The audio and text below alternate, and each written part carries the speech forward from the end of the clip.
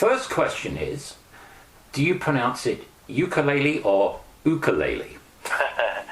Well, that's the big question, isn't it, for people who care about such things?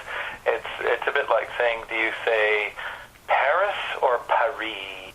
So, I don't know. I mean, it kind of depends who I'm talking to be honest. I mean, if I'm talking to most people in Canada and the States, I usually say ukulele. That's the way I started saying it when I was 8 years old, and so I'm used to that. But I also recognize that, you know, when I go to Hawaii and the people say ukulele, then out of respect, you know, when I'm talking to people who speak Hawaiian or who are around the Hawaiian language, I certainly change my ways when I'm around people who really care about that kind of thing. Otherwise, oftentimes, if you say ukulele, people just don't even know what that word is. So I, you know, out of expedience, sometimes I just still say it the wrong way, ukulele. When people think of the ukulele, they tend to think, and if you're of my vintage and my background, you tend to think of the Lancashire comedian George Formby, who used to do comic songs, or maybe you think of someone in a Hawaiian grass skirt playing ukulele. Is that a kind of image you have to overcome often? I don't know. I am not that aware of those kinds of prejudices, or if that's the right word or not. Maybe that's too strong a word. I didn't grow up with that. The teachers that I had did a really good job to not bring the kinds of stereotypes into the classroom that might sort of have an impact on young students trying to learn how to play the ukulele. So it wasn't until I was sort of in my teens that I was even aware that the ukulele had this kind of colorful reputation, and it never really bothered me. And so now, whether people know Formby, who was actually, I mean, Formby was great. I mean, what a great musician and a great singer, a great entertainer. Tiny Tim, also a wonderful performer. And I don't really have a problem with any of it. And I actually have a lot of respect for the performers who are often used to sort of make fun of the ukulele. So, you know, I don't really see it. And it's not something I give a whole lot of thought to. I just really kind of focus on the music. You're a classically trained musician. Mm-hmm. What made you gravitate towards the ukulele?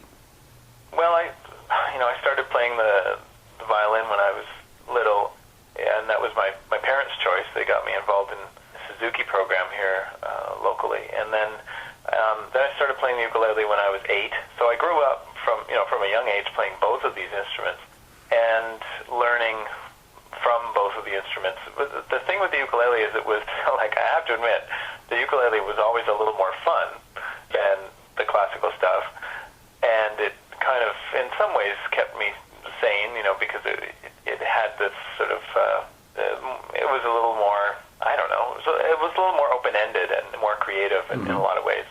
So there was that for sure. I felt that there was more opportunity for me to say something on the ukulele that hadn't been done before. Whereas, you know, if you want to go and be a violinist and if you want to do anything groundbreaking, you know, good luck to you, because that instrument has had so long to mature and so many great players.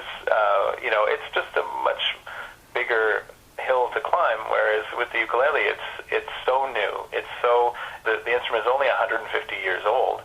There's so much to be done, and I saw that as just really exciting, and I think that's what drew me to it. And I think on the other side of things, it's also a very social instrument, and for a classic kind of mopey introvert like me, having a social instrument where you're making friends, you're out in the community, it was like a social education in and of itself, and just about all the friends that I still keep in touch with from my hometown are friends that I made through playing ukulele. So there you have it. I was looking at a video on YouTube of you playing Jimi Hendrix's Voodoo Child on the ukulele, and it was astoundingly good. I was really impressed. So it's an incredibly versatile instrument, isn't it? Oh yeah, for sure. I think people are surprised by that, but I mean, and I take full advantage of that. I have to admit. I mean, all ukulele players do take advantage of the fact that the audience typically has very low expectations, and that's fine. fine and good, but it is a little bit cheap at the end of the day. You know, like, why shouldn't we expect great things of the ukulele? It's got 4 strings attached to a hollow wooden box, you know, just like a viola or a cello or a whatever. You know, so in a sense, it's sort of like, I'm always surprised that people are so surprised.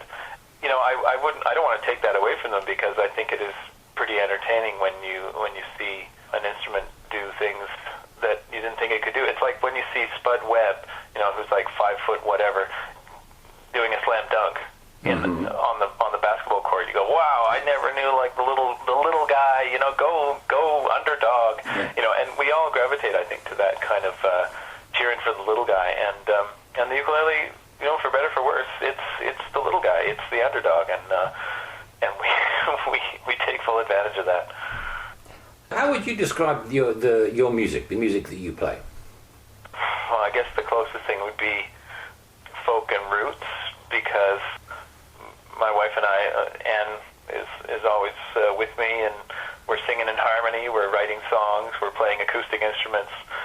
But then from that sort of that heartland of folk and acoustic roots music, we do kind of branch off a little bit, like you say, to Jimi Hendrix, or back into our classical, you know, upbringing, into jazz. I love to play jazz. I don't think of myself as a jazz musician, but I love to dabble in jazz. So our bread and butter is that classic, you know, singer-songwriter, folk roots kind of thing.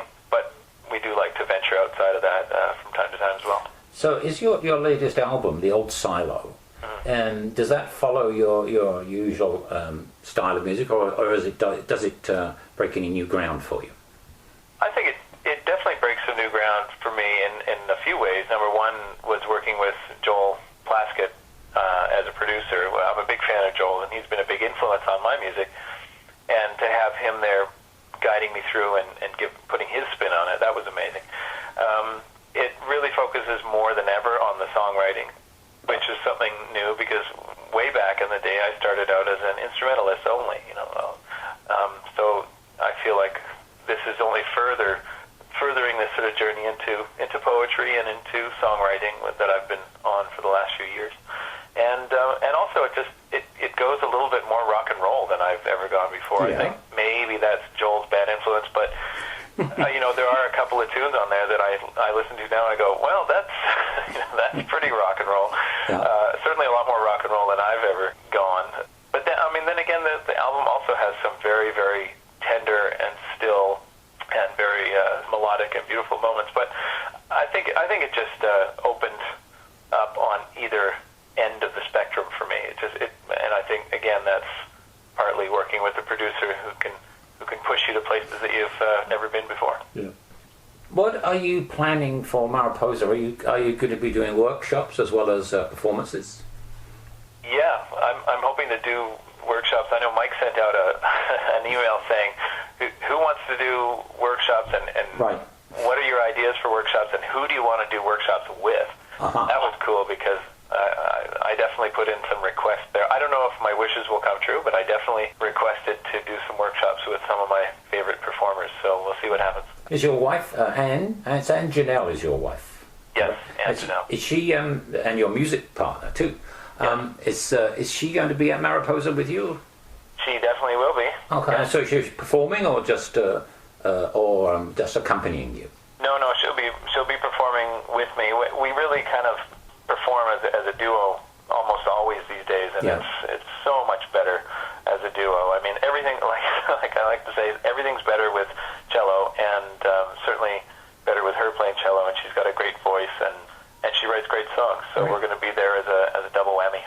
In your YouTube videos, you're often playing a ukulele it looks a fair bit larger than a standard ukulele. I mean, how many different sizes are there, and are they tuned the same way or differently? That's a good question. There's a family of sizes, and starting with soprano, or as the Hawaiian players call that, a standard size. But think of it as soprano size. The next bigger size is concert size.